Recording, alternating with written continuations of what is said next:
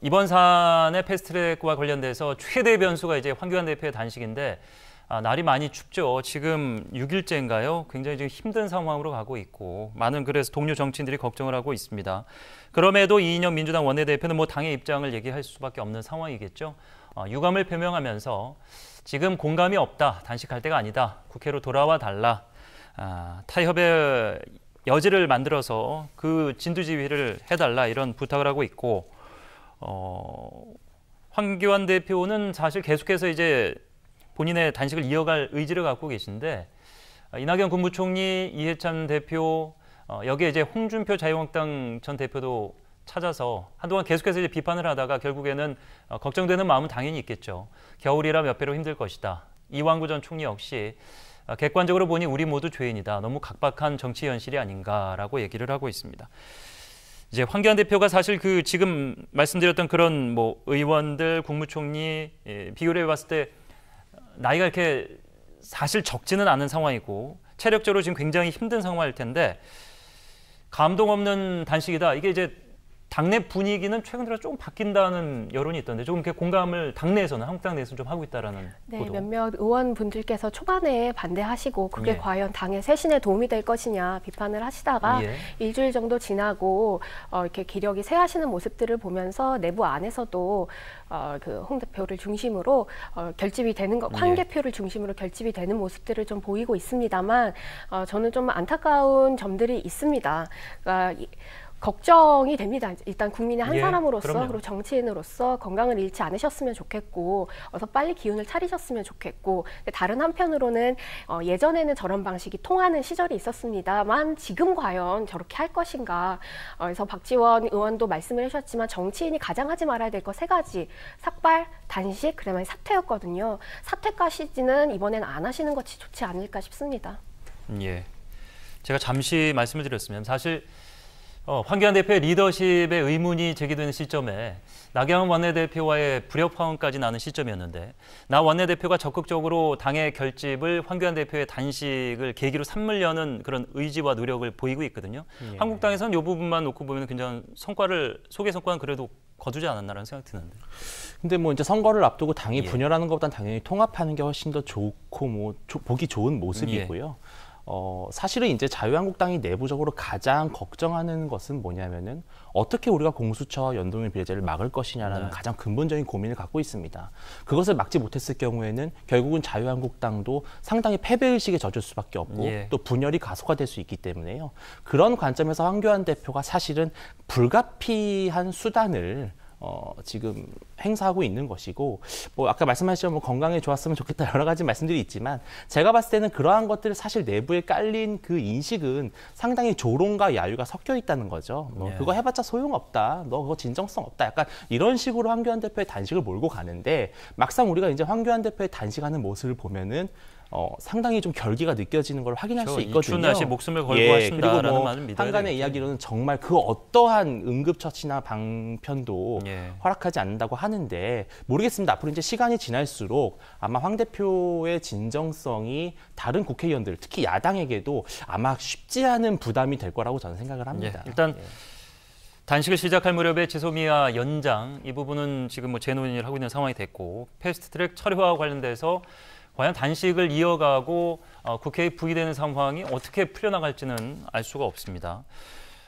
말씀하신 상황에서 이제 유승민 의원도 앞서 이제 명단에 있었습니다만 직접 찾아서 이야기를 하면서 보수 통합과 관련된 이야기는 없었다 이렇게 못을 받긴 했는데 출발 시점을 조금 되돌아보면 단식에 박찬주 전 대장 영입이 비판으로 끝나고 거기에 보수 통합을 선언했습니다마는 당내에서 유승민 의원을 받을 수 있는 상황이 안 됐고 그 이후에 이제 단식이 시작됐기 때문에 보수 통합이 어려워진 시점에서 선택한 거 아니냐 이런 의혹도 있었거든요.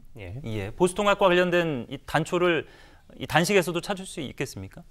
저는 그렇게 보기엔 조금 어렵다고 보는 게요. 보수 통합의 논의는 사실 상당히 오래됐습니다. 황교안 대표가 취임한 이후부터 수개월째 계속된 논의였고 또 보수 통합의 논의가 그렇게 쉽게 될 거라는 예상도 사실은 자유한국당이나 여러 정치권에서 쉽게 했던 것은 아닙니다. 그래서 또 그리고 저희가 좀 살펴보면은 유승민 의원 쪽에서 완전히 통합을 거부한 것은 또 아니었고 예. 다만 그 순서가 이제 신당을 창당한 이후에 그 다음에 통합으로 가겠다라고 하는 그 단계로 조건을 달았죠. 예, 조건을 다른 것이기 때문에 통합이 어렵기 때문에 단식을 했다. 그것은 조금 좀 어렵다고 보고요. 어떻게 보면 통합의 가장 중요한 조건 중에 또 하나가 공수처와 연동형 비례제를 저지하는 것에 또 예. 있습니다. 그래서 아마 이것에 더 우선순위를 황교안 대표가 둔 것이 아닌가 저는 그렇게 분석이 됩니다. 예. 자, 그렇다면은 한국당이 됐든 민주당이 됐든 황교안 대표가 됐든 현 상황을 벗어날 수 있는 합의, 탈출구를 어디서 찾을 수 있을 것인가 이런 고민이 분명히 있을 텐데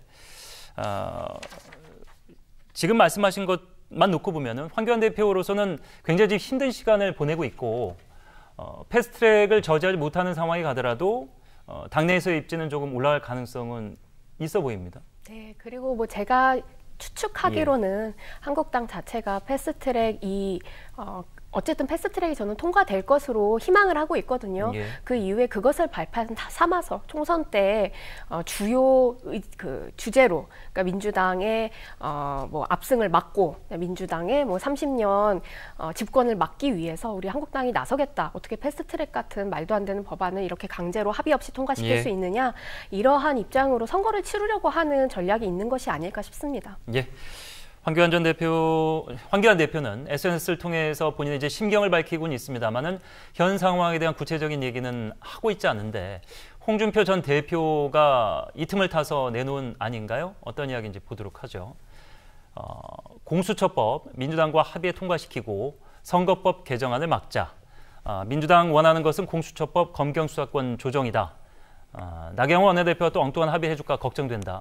이렇게 얘기하면서 여기에 대해서 근데 박지원 대한신당 의원이 선의 훈안, 그러니까 뭐 쉬운 것부터 하자.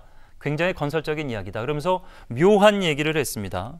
적극 찬성은 아닙니다만은 괜찮은 아니다 이렇게 편을 들어주는 셈인데 정의당에서는 굉장히 불편한 얘기가 될 수밖에 없습니다. 공수처법과 선거법 분리 처리 움직임과 관련돼서 민주당을 주시하고 있죠. 막판에 등장하는 짬짬이 정치를 경계하겠다. 민주당이 절대 이것을 받아주면 안 된다라는 취지의 압박인데 홍 전 대표의 제안을 어떻게 보십니까?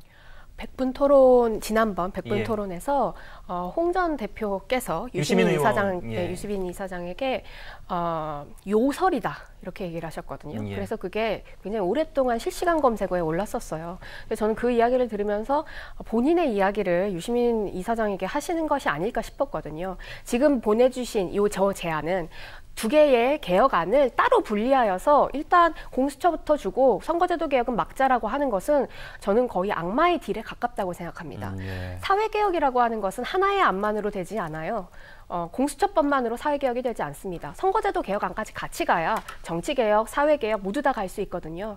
근데 그러한 것들을 막기 위해서 반쪽짜리 지금 통과를 시키겠다고 하는 것은 반쪽짜리 개혁만 허락하겠다. 그다음에 민주당이 그걸 받겠다고 하는 것은 저는 만약에 민주당이 그걸 받는다면 네. 아까도 말씀드렸던 것처럼 국민들의 열망을 꺾는 것이고 반쪽짜리 개혁만 하는 정당이라고 하는 것을 보여주는 것이 아닐까 싶습니다. 예. 그래서 계속 거듭 말씀드립니다만 이번 사회개혁은 공수처법과 그다음에 선거제도 개혁, 정치개혁 모두 두 개 다 같이 가야 합니다. 박지원 의원이 사안에 따라서는 민주당을 적극 옹호하고 편들 때도 있는데 또 이 사안과 관련돼서는 한 발을 이렇게 살짝 걸치는 셈이 됐거든요. 그러니까 가능성이 있다고 보시는 것 같은데. 속내가 복잡하시겠죠. 예. 박지원 의원이야 뭐 제가 뭐 굳이 말씀드리지 않아도 속내가 예. 좀 복잡하실 예. 거고요. 예.